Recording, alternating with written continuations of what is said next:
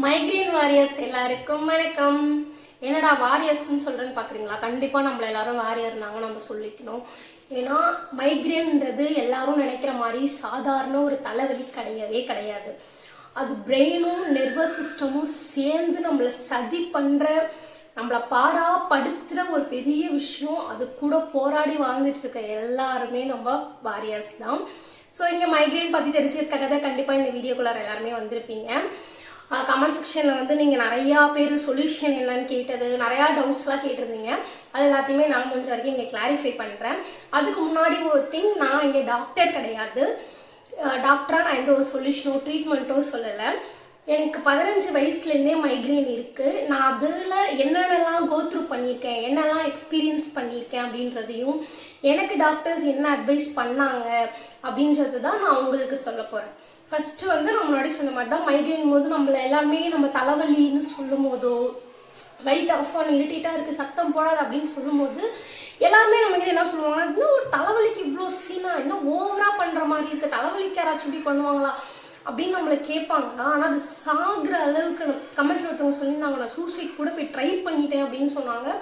அந்த அளவுக்கு அந்த பெயின் இருக்கும். அது யாராலுமே அண்டர்ஸ்டாண்ட் பண்ணிக்கவே முடியாது. நான் அந்த வீடியோலேயே சொல்லியிருப்பேன், லேபர் பெயினை விட கொடுமையாக இருக்கும் அப்படின்னு சொன்னது. அது 2 குழந்தை பெற்ற ஒரு அம்மாவே அதை கமெண்ட்ல அக்ரி பண்ணியிருந்தாங்க. எனக்கு நான் பிரசவ அன்னைக்கு மட்டும்தான் எனக்கு அந்த வலி இருந்துச்சு. ஆனால் இந்த மைக்ரேன் வந்து நான் டெய்லி பாடுபடுறேன் அப்படி சொல்லியிருந்தாங்க. ஸோ அது டாலரேட்டே பண்ண முடியாத ஒரு அன்பேரபிள் பெயின் தான் வந்து மைக்ரேன் அப்படின்னு. அதில் கமெண்ட்ல வந்து ஒரு தம்பி கேட்டிருந்தாங்க, ஏன்க்கா பொண்ணுங்களுக்கு மட்டும் அதிகமாக வருது, இவ்வளோ பொண்ணுங்க கமெண்ட் போட்டிருக்காங்க அப்படின்னு சொல்லிட்டு. எஸ், இது வந்து மென்ஸோடு கம்பேர் பண்ணும்போது 2-3% வந்து உமன்ஸ்க்கு தான் அதிகமாக இருக்கும். பிகாஸ் நமக்கு வந்து இந்த பீரியட் சைக்கிள் இருக்குது இல்லையா, நமக்கு அந்த ஹார்மோனல்ஸ் வந்து சேஞ்சஸ் அப்பப்போ இருக்கிறதுனால நமக்கு வந்து பீரியட் டைம், அதாவது மென்ஸ்ட்ரல் டைம்னு, தென் வந்து ஓவலேஷன் டைமு, இந்த மாதிரி நமக்கு நிறையா ஃப்ளக்சுவேஷன் வந்து ஹார்மோன்ஸ் நம்ம பாடியில் இருக்கும். ஸோ இப்போ மைக்ரேன் வந்து இன்னும் ஈஸியாக வந்து உமன்ஸ்க்கு ஹையராக வரும். 2-3% வந்து மென்ஸோட கம்பேர் பண்ணும்போது நமக்கு அதிகமாக இருக்கும். தென் நம்ம ஹார்மோன் இம்பேலன்ஸ் அதிகமாக இருக்கிறதுனால நம்மளால அந்த பெயினை டாலரேட்டே பண்ணிக்க முடியாத மாதிரி இருக்கும். தென் இது வந்து ட்ரீட்டபிளா, நிறையா பேர் கமெண்ட்ல வந்து இதை பண்ணுங்க அதை பண்ணுங்க சொல்லியிருந்தாங்க. அந்த சார்ட்டை எனக்கு அனுப்புங்க, இந்த ஃபுட்டை எனக்கு சொல்லுங்க, அது என்ன அப்படி இப்படின்னு சொல்லி நிறைய பேர் கேட்டிருந்தாங்க. எனக்குமே டிஎம்ல இதை சாப்பிடுங்க சரியாயிடும், அதை சாப்பிடுங்க சரியாயிடும் அப்படிலாம் சொல்லியிருந்தாங்க. ஆக்சுவலி மைக்ரேன் பற்றின ஒரு அவேர்னஸ் இல்லாதப்போ இது ஒத்த தலைவலின்னு சொல்லுவாங்க. ஊர் சைட்லலாம் ஒத்த தலைவலின்னுவாங்க. ஆனால் இது ஒரு சைட் தான் வலிக்கும் அப்படின்றது கிடையாது. மைக்ரேன் பொறுத்த வரைக்கும் எல்லாருக்கும் ஒரே மாதிரியான சிம்டம்ஸ் இருக்காது. ஒரு சிலருக்கு இந்த சைடு மட்டும் வலிக்கும், இங்கே மட்டும் வலிக்கும். ஒரு சில பேருக்கு இந்த ஏரியா கவர் ஆகி வலிக்கும். சில பேருக்கு பேக் சைடு மட்டும் வலிக்கும். ஒரு சில டைம்ல எல்லாமுமே சேர்ந்து வலிக்கும். சம்டைம்ஸ் இந்த நர்வ்ஸ் கூட இப்படி அசைக்க முடியாத மாதிரி வலிக்கும். ஒரு டைம் நமக்கே பெயின் வேற மாடல்ல வரும். அதே மாதிரி ஒவ்வொருத்தருக்கு வேற மாதிரி வரும். ஒரே மாதிரி மைக்ரேன் இருக்காது. சொல்றது ஒத்த தலைவலின்னு சொல்லுவாங்க, ஆனால் அது மோஸ்ட் ஆஃப் ஆல் ஒன் சைட்ல தான் இருக்குன்றதுனால அப்படி சொல்லுவாங்க. பட் வந்து மண்டை ஃபுல்லாவுமே அந்த பெயின் வந்து இருக்கும். ஒரு சைட் தான் வலிக்கும்னு இல்லை. இப்போ ஒத்த தலைவலிக்கு இந்த ஆயா தாத்தா அப்படின்னு சொல்லிட்டு நிறைய பேர் நிறைய டிப்ஸ் கொடுப்பாங்க. 15 வயசுல எனக்கு ஆரம்பிச்சதுனால என்ன பண்ணுன்ற அபாயம் இல்லாதனால யார் என்ன கஷாயெல்லாம் சொன்னாங்களோ எல்லாத்தையும் குடிச்சேன், எல்லாத்தையும் சாப்பிட்டேன். கசப்பா புளிப்பா எதுவுமே பார்க்கல, எல்லாத்தையும் கண்ணை முடிச்சுட்டு குடிச்சிருக்கேன். பட் எனக்கு அது எதுவுமே ஒர்க் அவுட் ஆகல. சூப்பர்ஸ்பிஷியஸ் எல்லாம் பண்ணுவாங்கல்ல, அதாவது குளத்துல இறங்கி சத்தியம் பண்ணா அந்த தலைவலி போயிடும் அப்படிலாம் சொன்னாங்க. குளத்துல இது வரைக்கும் போய் நின்று இறங்கி ப்ராமிஸ்லாமோ பண்ணியிருக்கேன், எல்லாத்தையும் பண்ணியிருக்கேன். ஏன்னா நமக்கு தெரியும் அந்த பெயின் எப்படி இருக்கும்னு தெரியும். யார் ஏதாச்சும் ஒன்றுத்துல சரியாயிடாதா அப்படின்ற மாதிரி எல்லாத்தையுமே நான் பண்ணியிருக்கேன். பட் எதுவுமே ஒர்க் அவுட் ஆகல. இது வந்து ஒரு நர்வஸ் அண்ட் பிரெயின் சம்மந்தப்பட்ட இஷ்யூஸ். இது வந்து நம்ம நியூராலஜிஸ்ட் தான் பார்க்கணும் ஃபர்ஸ்ட் திங். மற்றபடி எந்த கஷாயம் எது குடிச்சாலுமே மேபி அது நம்மளோட ஹார்மோனோட இம்பேலன்ஸ்னால தலைவலி வர்றதுனால அந்த ஃப்ளக்சுவேஷனை கொஞ்சம் நம்ம குடிக்கிறதுல ஏதாச்சும் அப்படி பேலன்ஸ் பண்ணும்போது அந்த நேரத்துக்கு அது கொஞ்சம் கேட்டிருக்கலாம். அதனால எல்லாருமே எனக்கு சரியாயிடுச்சு அப்படின்னு சொல்கிறாங்க. பட் அப்படிலாம் எதையாச்சும் ஒன்று குடிச்சாலாம் சரி ஆகாது. நம்ம நியூராலஜிஸ்ட் தான் பார்க்கணும். நானும் நியூராலஜிஸ்ட் தான் பார்த்தப்போ இதுக்கு ரெகுலராக மெடிசன் எடுக்கணும் அப்படி தான் சொன்னாங்க. இன்னொரு முக்கியமான விஷயம், மைக்ரேன் வந்து சரியாகுமா, இது க்யூரபிளா அப்படின்னு கேட்டால் கண்டிப்பாக இல்லை. மைக்ரேன் வந்து சரிப்படுத்தவே முடியாது. அதை கண்ட்ரோலில் வச்சுக்கலாம். வெறும் மெடிசன் மட்டுமே வச்சுமே நம்ம கண்ட்ரோலில் வச்சுக்க முடியாது. மெடிசன் ப்ளஸ் நம்மளோட லைஃப் ஸ்டைல் சேஞ்சஸ், சரியான ஸ்லீப், சரியான ஃபுட்டு, டாக்டர்ஸ் நமக்கு என்ன மாதிரியான ஃபுட்டு வந்துட்டு சொல்கிறாங்களோ அந்த மாதிரியான ஃபுட்டு, நம்மளோட ஸ்லீப் சைக்கிள், நம்மளோட ஸ்ட்ரெஸ் நம்ம எப்படி ஆகுறோம் எல்லாத்தையும் பொறுத்து தான் அது கண்ட்ரோலில் எந்த அளவுக்கு கண்ட்ரோலில் இருக்கும் அப்படின்றது. கம்ப்ளீட்டாக எனக்கு அந்த வலி சரியாக போயிடுச்சு, இனிமேல் எனக்கு ஆயுஷ்க்கு எப்பயுமே வராது அப்படின்னு எந்த டாக்டரும் கேரண்டி கொடுக்க மாட்டாங்க அலோபதி ட்ரீட்மெண்ட்டில். பட் நீங்கள் சித்தா போகும்போது ஒரு சில பேர் என்ன பண்ணுறாங்க, சரியாயிடும் சொல்கிறாங்க. பட் எல்லாமே ஃபேக்காக தான் இருக்கும். நிஜமான ஹோமியோபதி டாக்டர்ஸ் யாருமே வந்துட்டு இதை நான் 100% க்யூர் பண்ணுறேன் அப்படின்னு சொல்ல மாட்டாங்க. ஏன்னா இது 100% க்யூர் பண்ண முடியாது, அதுதான் ஃபேக்ட்.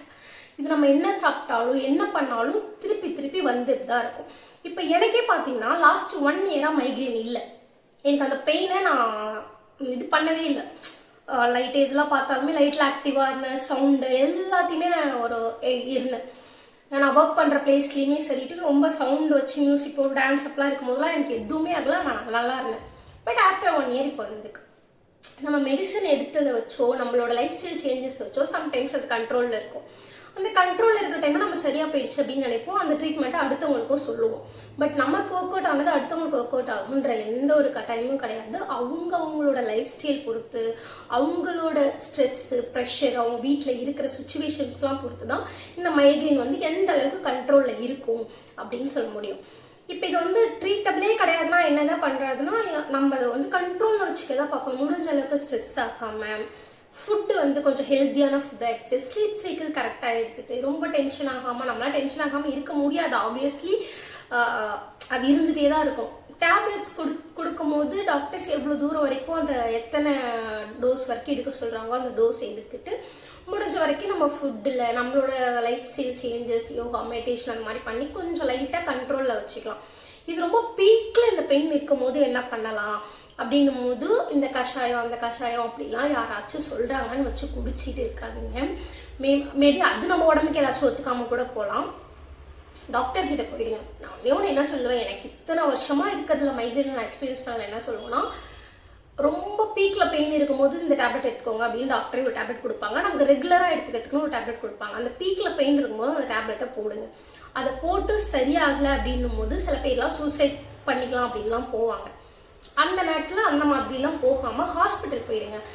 நம்ம சுற்றி இருக்கிறவங்களுக்கு தெரியாது. என்ன கேட்பாங்க, சே தலைவலிக்கு போய் யாராச்சும் ஹாஸ்பிட்டல் போவாங்களா அப்படின்னு கேட்பாங்க. பட் அந்த தலைவலியை வந்துட்டு கோத்ரூ பண்ணுறவங்களுக்கு மட்டும்தான் தெரியும் அது எவ்வளோ கஷ்டம், அதனால் அதை வச்சு நம்ம எவ்வளோ பாடுபடுறோம் அப்படின்னு சொல்லிட்டு. உடனே ஹாஸ்பிட்டல் போயிட்டு எனக்கு மைக்ரேன் இருக்குது, நான் ஆல்ரெடி டாக்டர் கொடுத்த டோஸ் வந்து இதை எடுத்திருக்கேன், நீங்கள் என்ன மெடிசன் எடுத்துருக்கீங்களோ அது டாக்டர்கிட்ட சொல்லி நான் எடுத்துட்டேன், பட் ஸ்டில் வந்து எனக்கு பெயின் டாலரேட் பண்ண முடியலன்னு சொன்னீங்கன்னா உங்களுக்கு ஒரு ஐவி போடுவாங்க. போட்டு ஒரு 1/2 hour இல்லைன்னா உங்களுக்கு ஏதாவது செலக்டிவ் ட்ரக்ஸ் கொடுக்கலாம், ஸ்லீப்பிங்ஸ்க்கு மாதிரி கொடுக்கலாம்.